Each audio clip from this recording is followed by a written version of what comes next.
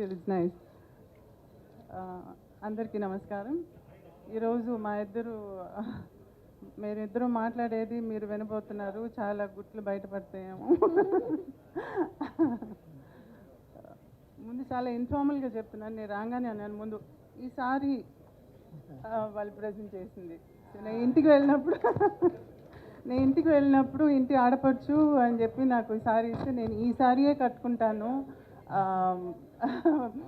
పుస్తకం ఆవిష్కరణకి నేను ఈ సారీయే కట్టుకుంటానని చెప్పాను. So here I am. And ఇంకొక విషయం ఏంటంటే చిన్నప్పుడు అంటే స్కూల్లో చదువుతున్నప్పుడు టీ నగర్లో రామకృష్ణ స్ట్రీట్లో నా క్లాస్మేట్ ఆనంది అని ఉండేది. ఎదురిల్లు అల్లుగారి ఇల్లు. మేము అక్రాస్ ద రోడ్ పరిగెత్తుకుని వెళ్ళేది, అడ్మైర్ చేసేవాళ్ళం సిస్టర్స్ని. వాళ్ళు చక్కగా సారీ కట్టుకుంటుంటే మేము అప్పుడు ఇంకా స్కర్ట్ అండ్ బ్లౌజ్లో ఉన్నాం అన్నమాట. సో మెల్లిగా హాఫ్ సారీ నుంచి సారీకి షిఫ్ట్ అవ్వడానికి ఆదుర్తా వాళ్ళని చూసి. సో ఎలా సారీ కట్టుకోవాలని నేర్చుకుంది కూడా వాళ్ళ దగ్గర నుంచి. సో అక్కడి నుంచి వచ్చిన క్లోజ్నెస్ ఇది. ఎక్కువగా కలవకపోయినా వేరే వేరే ఊర్లైనా స్టిల్ దట్ క్లోజ్నెస్ హార్ట్లో ఇంకా అలాగే ఉంది. So that continuous.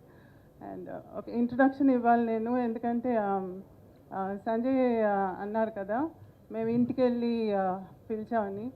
Before that దానికి ముందే నేను ఫోన్ చేసి సురేఖకి ఫోన్ చేసి ఇలా అనుకుంటున్నాము, బుక్ ఉంది, అది చిరంజీవి అనే గారే దాన్ని రిలీజ్ చేయాలి అని అంటే అసలు ఇంకో థాట్ లేదు, ఆయన అడగలేదు, ఏమీ లేదు. అయ్యో అవునమ్మా తప్పకుండా చేస్తారు, అంతా ఆయనే చూసుకుంటారని గొప్ప చెప్పేసింది. అంటే అది కాదు, ఆయన్ని అడిగేసి అంటే నేను చూసుకుంటానులే అన్నీ అని చెప్పి పెట్టేశారనమాట. This is how it went. నేను ఇంటికి వెళ్ళి ఫార్మల్గా పిలవటం అదంతా తర్వాత. అప్పుడు నేను చూడలేదు. అంటే అవార్డు వచ్చిన తర్వాత, పద్మవిభూషణ్ వచ్చిన తర్వాత నేను చూడనే లేదు. నేను చూడాలి, నేరుగా వెళ్ళి ఇన్వైట్ చేయాలని చెప్పి మా ఆయన నేను ఇంటికి వెళ్ళి వాళ్ళని కలిసి ఇల్లంతా తిప్పి చూపించారనమాట. అంటే నాకు రెనోవేట్ చేసిన తర్వాత నేను చూడలేదు ఇల్లు. సో ఎంత చక్కగా నా చేయి పట్టుకుని ఒక తోడు పుట్టిన సిస్టర్ని ఎలా ట్రీట్ చేస్తారో అలా.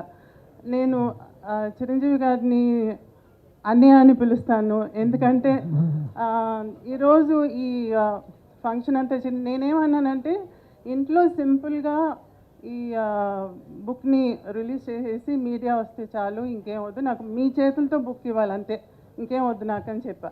ఇమీడియట్గా ఆయన ఇలా ఆలోచించి ఎవరైనా పిలవాలి, ఎంత పెద్ద ఫంక్షన్ చేయాలని ఆలోచిస్తున్నాను.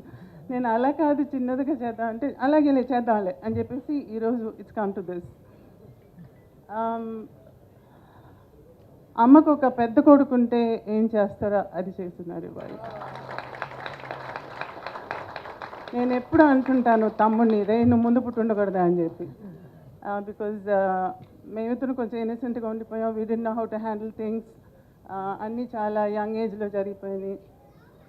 బట్ ఈరోజు ఒక పెద్ద కొడుకుగా ఉండి అమ్మకి ఇలా చేస్తున్నారంటే I don't know what to సే.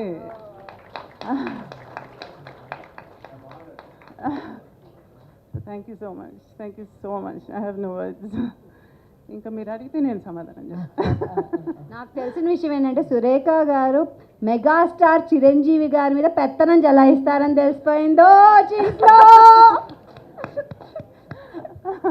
అది ఆయనకి సావిత్రమ్మ గారి మీద ఉన్న ప్రేమ నాకు తెలుసు కాబట్టి వెంటనే ఎలాగన్నా ఒప్పుకుంటారని చెప్పేశాను. నాకు అన్ని విషయాలు కాదు, నాకు ఇలా మాట్లాడడం, స్టేజ్ మీద నుంచోవడం, కూర్చోవడం ఇవన్నీ కూడా చాలా కొత్త, ఇప్పుడు చేయలేదు. కానీ చాము నీ కోసం అయితే ఓకే కూర్చుంటాను, మాట్లాడతాను. అమ్మ కోసం మీరిద్దరూ ఏమైనా చేసేటట్టుకున్నారు. ముందు మీరిద్దరూ కలిసి స్టేజ్ మీద ఇలా ఫంక్షన్స్కి రావటం కూడా చాలా తక్కువ అని విన్నాను నేను. అటువంటిది ఈరోజు మన ఇద్దరం కూర్చొని మాట్లాడేటట్టుగా కూడా చేస్తున్నారంటే దట్ ఎక్స్ప్లెయిన్స్ ఎవ్రీథింగ్. స్టేజ్ మీద లవ్లీ.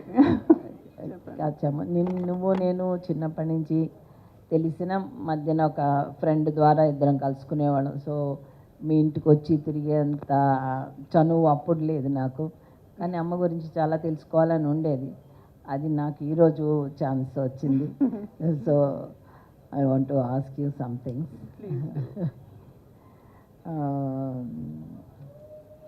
అమ్మతోటి చిన్నప్పుడు మీరు అమ్మ చాలా బిజీగా ఉండేవాళ్ళు.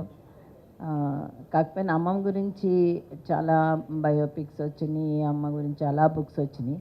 కానీ మళ్ళీ మీకు ఈ బుక్ రాయాలని ఇప్పుడు రిలీజ్ చేయాలని ఎందుకు అనిపించింది?